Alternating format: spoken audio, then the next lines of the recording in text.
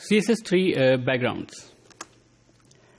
CSS3 में हमारे पास जो है जो स्टैंडर्ड हमारे पास CSS में जिस तरह बैकग्राउंड्स थे उनमें कुछ एडिशन की गई है कि हम जो है उस बैकग्राउंड्स को ज़्यादा बेहतर तौर पे कंट्रोल कर सकते हैं और उसकी जो इमेजेस हैं उसको रीयूज भी कर सकते हैं। CSS3 में हमारे पास पहली जो एक चीज़ एडिशन है दैट इज़ कि we can use multiple background images in a single element. और इसी तरह हमारे पास 3 प्रॉपर्टीज़ हैं जो कि बैकग्राउंड की ऐड हुई हैं हमारे पास। These are background size, background origin and background clip. सबसे पहले तो देखते हैं कि CSS3 हमें अलाउ करता है multiple images to be used as a background. हम इससे पहले जो है CSS में हम सिंगल इमेज जो है उसको तो यूज़ कर सकते थे, लेकिन हमें कभी मल्टीपल इमेजेस को नहीं यूज़ कर सकते थे। हम CSS3 के अंदर बैकग्राउंड इमेजेस जो हैं वो सिंपल जो बैकग्राउंड इमेज है उसी में हम प्रॉपर्टी में मल्टीपल इमेजेस जो है ऐड ऑन करते हैं और उसको सेपरेट करते हैं यूजिंग कॉमा। तो हमारे पास जितनी भी हम इमेजेस चाहें वहाँ मेंशन कर सकते हैं और वो यूज़ होंगी तमाम उस पर्टिकुलर एलिमेंट के बैकग्राउंड में। इसमें जो इम्पॉर्टेंट चीज़ है कि आपकी जो सबसे पहली इमेज होगी, जो आप पहली इमेज मेंशन करेंगे that will be closer to the user, और उसके बाद जितनी इमेजेस आएंगी वो उसके बैकग्राउंड में जाती रहेंगी। तो आप इसको यूज़ कर सकते हैं विद ट्रांसपेरेंट इमेजेस कि आप जो ट्रांसपेरेंट PNG या GIF इमेजेस यूज़ करके उनको आप फ्रंट पे रख के आप डिफरेंट जो बैकग्राउंड इमेजेस हैं उनको आप लेटर ऑन जो है ऐड ऑन कर सकते हैं अपने बैकग्राउंड इमेज की प्रॉपर्टी में। लाइक दिस यहाँ पे हमने इस एग्जांपल के अंदर पहले एक इमेज ऐड की है और उसके बाद जो है हमने एक सेकेंड इमेज जो है कॉमा के साथ सेपरेट की है। तो हमारे पास ये दोनों इमेजेस जो हैं वो एलिमेंट के अंदर एज अ बैकग्राउंड डिस्प्ले होंगी।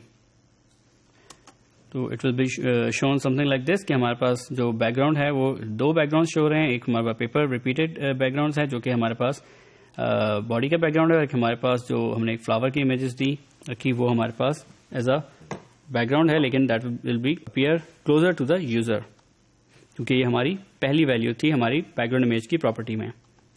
CSS3 हमें अलाउ करता है कि हम बैकग्राउंड का इमेज का साइज भी मेंशन कर सकें। इससे पहले हम CSS में बैकग्राउंड इमेज तो यूज़ करते थे, लेकिन जो बैकग्राउंड इमेज थी उसका एक्चुअल साइज ही उसको उसमें आता था सिर्फ, जबकि हम इस पर्टिकुलर CSS3 के साथ जो है हमारे पास ये पावर है कि हम इमेजेस का जो साइज है उसको भी डिफरेंटली मेंशन कर सकते हैं।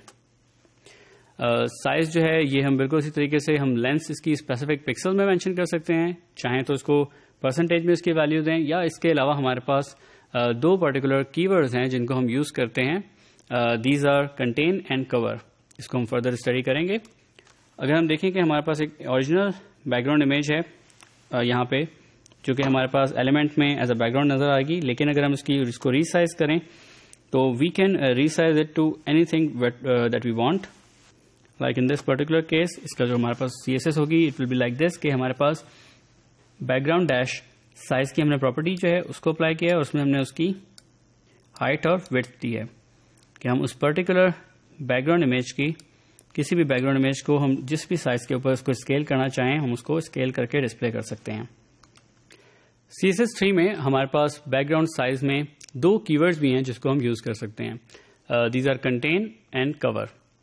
इनको देखते हैं।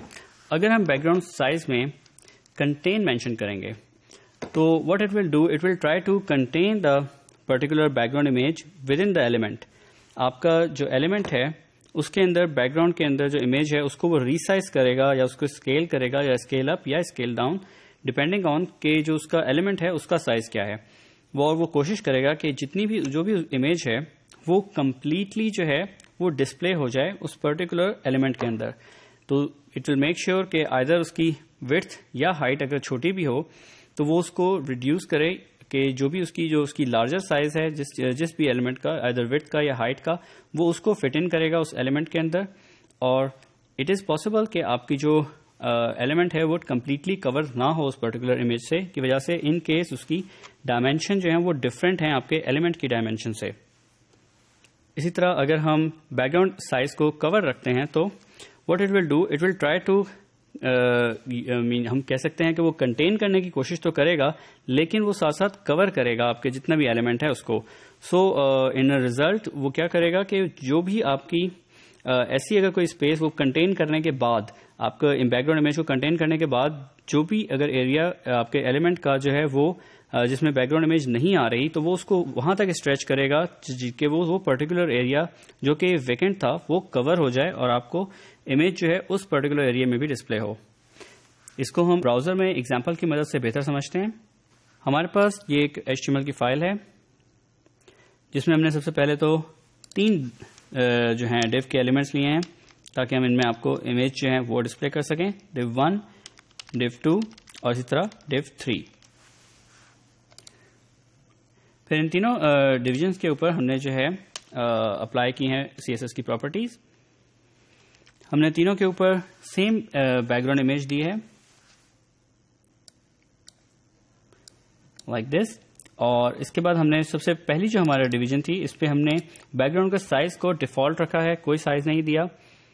جبکہ سیکنڈ ڈویژن کے اوپر ہم نے اس کے سائز کو کنٹین رکھا ہے اور تھرڈ کے اوپر ہم نے اس کو کور رکھا ہے.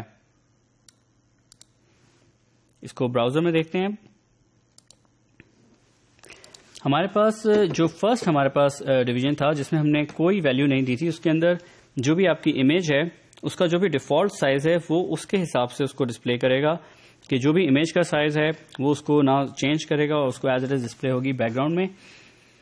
جبکہ جہاں ہم نے کنٹین کا کی ورڈ یوز کیا ہے, ریمبر کہ وہاں پہ جو بیک گراؤنڈ امیج ہے اس کو براؤزر کوشش کرے گا کمپلیٹلی ڈسپلے کرنے کی. تو اگر ہم اس کو دیکھیں کہ یہاں ہمارے پاس یہ پرٹیکولر وائٹ اسپیس آ رہی ہے, یہ اسی لیے آ رہی ہے کیونکہ امیج جو ہے اس کی ڈائمینشن آپ کے جو ایلیمنٹ ہے اس کی ڈائمینشن سے ڈفرینٹ ہے. اس نے امیج کی کو کمپلیٹلی فلی ڈسپلے کیا ہے اس پرٹیکولر ایلیمنٹ کے اندر, جس کی وجہ سے اس کی کیونکہ وہ پروپورشن سیم نہیں تھا تو وہ اس کی وجہ سے اس کی ہمیں بارڈر سے جو نیچے کا باٹم کا پارٹ ہے وہ وہاں پہ وائٹ اسپیس شو کر رہا ہے.